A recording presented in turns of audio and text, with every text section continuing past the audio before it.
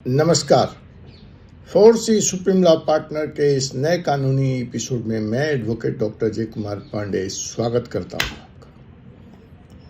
मुकदमा बड़ा ही चर्चित है और Zomato the famous the popular food delivery platform Zomato से। सवाल नंबर 1, क्या जोमेटो बंद हो जाएगा? सवाल नंबर 2, अगर बंद नहीं होगा तो क्या जोमेटो को 800 साढ़े 800 करोड़ रुपए जीएसटी को चुकाना पड़ेगा? जी हां, जीएसटी ने जोमेटो को 800 साढ़े 800 करोड़ रुपए की जीएसटी टैक्स बाकी होने की नोटिस जारी की है। तीसरा सवाल, क्या जोमेटो जीएसटी को अदालत में घसीटेगा और वहां से आएगा एक ऐतिहासिक फैसला? बिकॉज जो डिपार्टमेंट कह रहा है और जो जोमेटो का स्टैंड है वो बड़ा ही दिलचस्प है। डिपार्टमेंट कहता है यह जोमेटो की जिम्मेवारी है, यह जोमेटो की टैक्स लायबिलिटी है। जोमेटो इस आरोप से, इस तर्क से कैसे निकलता है, इसको हम समझेंगे आज के अपने इस एपिसोड में। जोमेटो बनाम जीएसटी। तो दोस्तों, स्वागत है आपका इस चैनल में पुनः एक बार। आप हमारे सुप्रीम लॉ चैनल पर इस वक्त मौजूद हैं और देख रहे हैं चर्चित मुकदमा जोमेटो वर्सेस जीएसटी बनाम भारत सरकार। तो जीएसटी विभाग ने जोमेटो को 800 करोड़ रुपए से अधिक के जीएसटी बकाया होने की नोटिस थमा दी है। अब यह नोटिस कानूनी मसले से बहुत महत्वपूर्ण हो जाता है। हमको यह भी समझना यहाँ जरूरी है कि ऐसे मामलों में से क्या प्रतिक्रिया मिलती हैं, किस तरह से कानून बदलते हैं, और हम जैसे छोटे बिजनेसमैन को, हम जैसे इंडिविजुअल्स को जो जीएसटी में रजिस्टर्ड हैं, और टैक्स प्रैक्टिशनर को, वकीलों को इस प्रकरण से क्या सीखना चाहिए।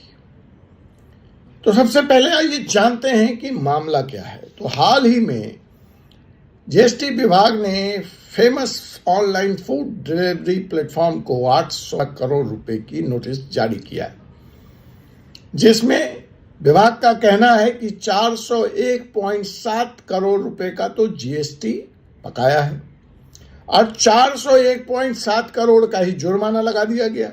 यह नोटिस अक्टूबर 2019 से लेकर के 2022 के बीच में जो ग्राहकों के द्वारा डिलीवरी चार्ज वसूला गया है उस पर जीएसटी अदा न करने का आरोप लगाया गया है और उसके कारण जोमेटो को कटघरे में खड़ा किया गया है।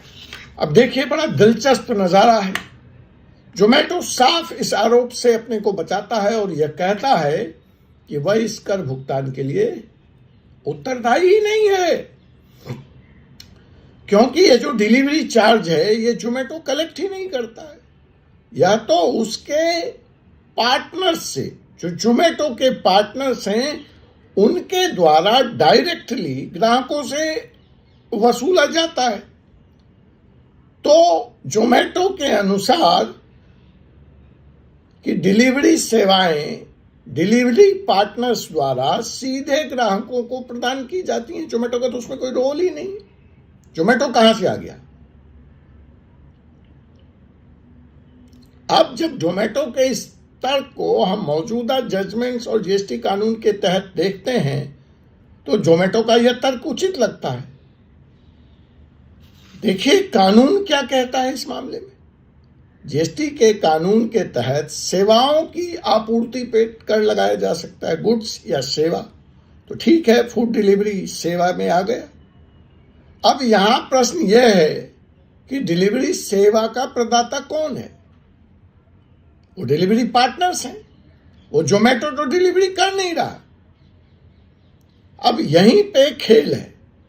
डिपार्टमेंट कहता है कि हम आपको ही डिलीवरी प्रदाता मानते हैं, जोमेटो को, अतः कर की उत्तरदायी आपके ऊपर बनती है। और जोमेटो कहता है हमारा इससे कुछ लेना देना नहीं है, तो इंडिपेंडेंट डिलीवरी पार्टनर्स हैं जो सीधे ग्राहकों को सेवाएं देते हैं, उनसे जीएसटी वसूलते हैं। हम कहाँ से आ गए जी? जो कर हम लिया ही नहीं वो हम आपको कहाँ से दें? तो यही इस कानून की ऐसी टेस्ट है, ये अब जांच होनी है कि डिलीवरी सेवाओं का प्रदाता कौन है, जोमेटो या उसके डिलीवरी पार्टनर। अब अगर यहां पे जोमेटो को सेवा प्रदाता मान लिया जाता है या माना जाता है तो जीएसटी स्वाभाविक रूप से उनके ऊपर लागू होगी। लेकिन अगर जोमेटो यह प्रूव कर देता है कि जो सेवा प्रदाता हैं वो स्वतंत्र हैं, वह इंडिपेंडेंट हैं, एंटिटी हैं, तो कर की जिम्मेवारी तो उन डिलीवरी पार्टनर्स की होगी। अब CGST अधिनियम 2017 की धारा 9 को हम अगर देखते हैं तो यह कर की लेवी और संग्रहण से संबंधित है। सेक्शन 9 कर की लेवी और उसका संग्रहण से संबंधित है, जो आपूर्ति की गई सेवाओं पर लागू होता है। मसलन जोमेटो ने सेवा दी, उस पर यह लागू होता है। लेकिन CGST अधिनियम 2017 की धारा 74 सबसेक्शन 1 को अगर हम देखें तो यह बात करती है उन मामलों में कर की मांग और वसूली से संबंधित है जहां पे चोरी या गलत विवरण प्रस्तुत करने का संदेह होता है। तो यहां पर संदेह वाली तो कोई बात ही नहीं है। यहां पे तो जो कॉन्फ्लिक्ट है वो ये है कि सेवाएं किसके द्वारा दी गई और कौन उत्तरदायी है। अब अगर हम न्यायिक दृष्टांत लेकर चलते हैं इस तरह के मुकदमों में, इस तरह की सिचुएशंस में, कुछ जजमेंट की बातें हैं, तो पूर्व में कर अधिकारियों के द्वारा करदाताओं के बीच अनुबंध की क्या शर्त है, कॉन्ट्रैक्ट जब हुआ, और वास्तविक लेन देन की प्रकृति क्या रही है, उस पर बेस करके निर्णय आए हुए हैं, जजमेंट आए हुए हैं। लेकिन यह मामला अपने तरह का एक पहला मामला है, दिलचस्प मामला है, अनूठा मामला है।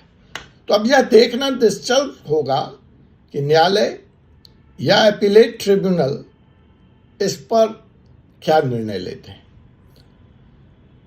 जहां तक हमारी 4C सुप्रीम लॉ या बतौर Ajay Kumar Pandey advocate Supreme Court of India मेरी राय की बात है, तो यह मामला दोनों दृष्टिकोण से बहुत महत्वपूर्ण है। कानून की दृष्टि से एक नया लॉ लेट डाउन होगा, एक नया जजमेंट आना चाहिए इस पर, यह कंफ्यूजन खत्म होना चाहिए।